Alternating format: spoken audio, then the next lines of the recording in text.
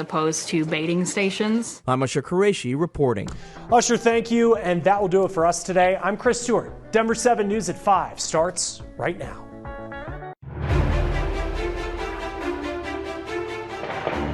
Right now at 5, new U.S. sanctions are coming for Russia, this time targeting Vladimir Putin. Well, it has been under consideration and on the table for some time. With Russian forces moving towards Ukraine's capital, work is being done in our state to cripple Russia's economy. One of the greatest ways we can take away power from President Putin, it's to get off of Russian oil and gas as fast as we can. Plus, we've heard this before. It's time for us to turn the page and start a new chapter. We look into the latest recommendations allowing many Coloradans to return to normal life. Live your life, don't feel guilty.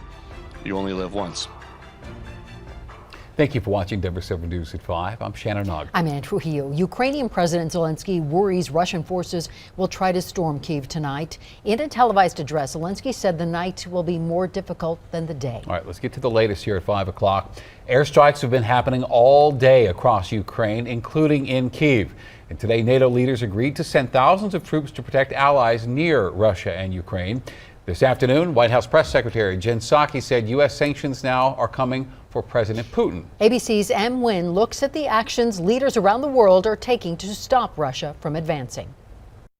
Heavy fighting in and around Ukraine's capital of Kyiv, where gunfire and explosions are forcing residents into their homes or underground into subway shelters. But a senior Pentagon official tells ABC News that the Russian advance into Kyiv has been slower than Moscow anticipated, and their troops have met resistance. Meanwhile, Ukraine's president says his family is in hiding, but he defiantly posted a video of himself and other key government officials in central Kyiv, saying, quote, "We are here." Earlier, he called on Russian leader Vladimir Putin to negotiate, but the Kremlin says they'll talk when order is restored. Analysts say Russia's real goal is to get Ukraine to surrender and to vow never to join NATO. He does not want a country that is edging towards the EU, that's edging towards democracy on his doorstep. He wants to create that buffer from NATO. NATO convened a special summit, President Biden joining virtually from the White House, where leaders again urged Russia to cease its military action. NATO announcing it's activating their response force, the potentially 40,000-man force that would serve a deterrence and defense role. And late today, the White House announcing that the U.S. is joining the European Union in sanctioning Vladimir Putin and Foreign Minister Lavrov.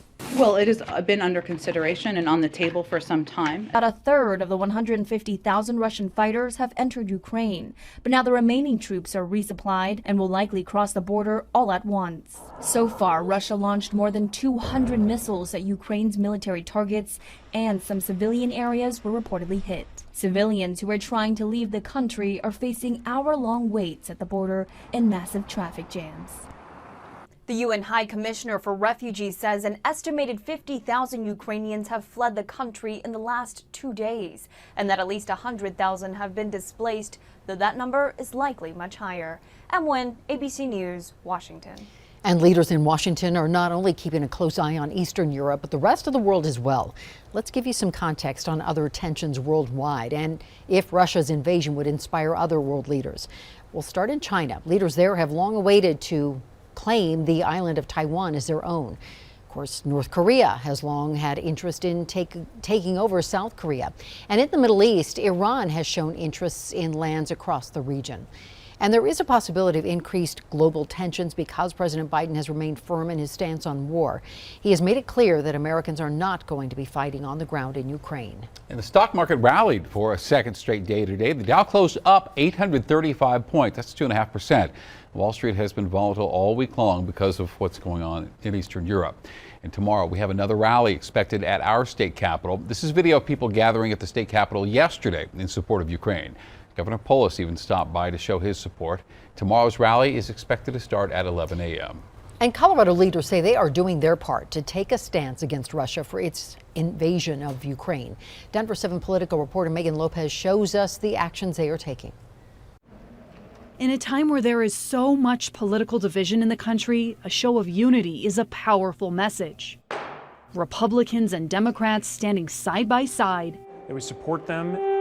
Standing by the people of Ukraine and condemning Vladimir Putin's actions, doing their part to hold Russia accountable.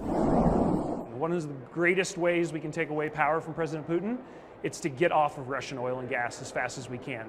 And Colorado has a part to play in that. For Senator Bob Gardner, I was an international election observer for 2 elections in 2014. this is personal. He observed the spring and fall elections that year, the same year of Russia's last major aggression against Ukraine when it invaded and annexed the Crimean Peninsula in the southern part of the country. It's heartbreaking because some of the neighborhoods in Kiev that I observed elections in 2014 were hit by rockets and missiles in the past 24 hours. But even through that Russian aggression, Senator Gardner says he saw something else in the Ukrainian people: resilience. Ukrainians going to the polls, desperately wanting a democratic government. The idea that those people are making Molotov cocktails today, it breaks my heart. During a press conference primarily focused on COVID, Colorado proudly stands with the free and independent nation of Ukraine. Governor Jared Polis also spent time outlining the actions he's taking with an executive order to review contracts and determine whether Russian-owned companies or subcontractors work for the state, and if there are contracts, to terminate them. We have less visibility into them, but we're committed to making sure that the state of Colorado does not in any way empower the regime of Vladimir Putin. The governor also said the state will work to welcome Ukrainian refugees and refocus on cybersecurity protections for critical infrastructure. In moments of crisis, unity sends a powerful message. In this moment, on this issue, state lawmakers say they stand together. Megan Lopez, Denver 7. And we also learned today that Colorado's Public Employees Retirement Association will divest $7.2 million from a Russian bank as part of President Biden's sanctions on the country. Colorado's pension fund has about $8 million invested in 5 Russian companies. Colorado is entering a new chapter in our fight against COVID-19. See it as the end of the emergency phase of the pandemic. Today, Governor Polis announced all vaccinated Coloradans feel free to return to life as normal. There is no claiming victory with regards to the virus. The virus is here and will likely be here for the rest of our lives. But it is time to acknowledge that we've reached a point in Colorado where Coloradans who are fully vaccinated can freely live without undue fear. The governor says more than 90% of Coloradans are believed to have at least some immunity to the virus, either through vaccination or through prior infection. And that announcement came just about an hour before the CDC updated guidelines on indoor mask wearing. Under the new guidelines, more than 70% of Americans should be able to remove their masks indoors, including inside schools. The CDC has new metrics to determine community spread, and they're based on new COVID hospitalizations, hospital capacity, and new COVID cases. And based on these guidelines, more than half of U.S. counties are considered to be at low or medium risk of COVID spread. And those counties account for where 75% of the population live. A historic first in our country. I am truly humbled by the extraordinary honor of this nomination. Ahead at 5, we look at the state of the justice system in Colorado and how this nomination could open doors to those in our state. Plus, fentanyl isn't going away in the metro. We look at the scope of the problem and the efforts being made to keep you safe.